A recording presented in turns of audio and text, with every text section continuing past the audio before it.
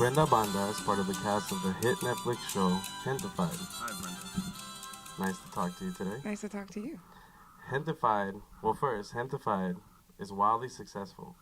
Why do you think this show featuring an all-Latino cast is catching the attention of mainstream audiences? Good question. Is it? I hope it is.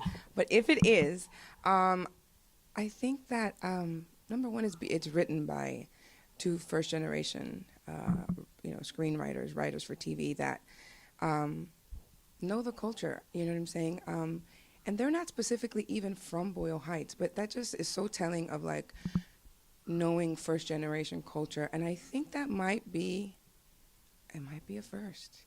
We have Latinos writing. Are they first-generation Latinos? Are they from the hood? Do they know these worlds that are being written? I know Marvin is very much, in his own words, like Chris. He feels like, he grew up in, I forget where he's, Idaho I think Idaho or something like that. And so he never felt Latino enough. So you get that part of the story and narrative. And then, Linda, is first generation, and it's very important for her, in her words that I've heard her say, to represent her family and what she saw around her. And there is the magic that it's not being told from the outside in, it's being told from the inside out.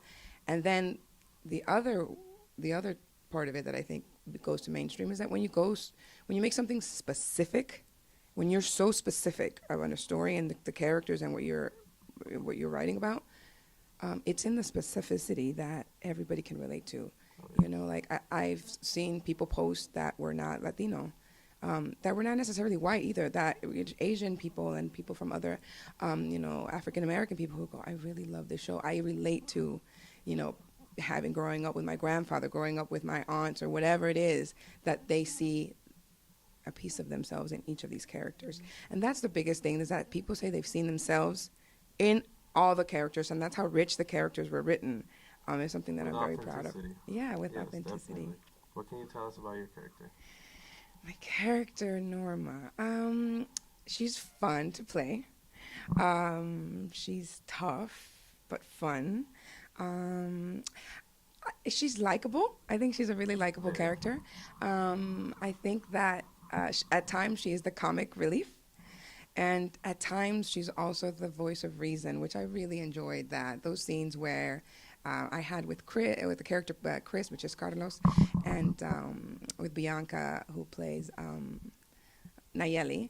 When I had those two scenes, I really appreciated having those scenes. And watching the scenes back, I'm like, wow, like that's a moment for Norma. It's a moment for her to not being part of the family, but being part of the family. Because when you work in a family business like that, you kind of become part of the family. And you see that in her character, especially being placed into the restaurant and the struggles going on in there. You see how she really ties everybody together.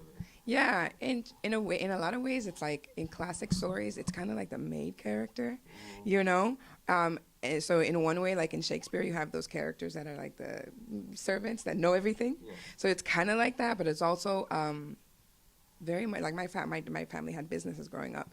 They were workers at work that became my friends.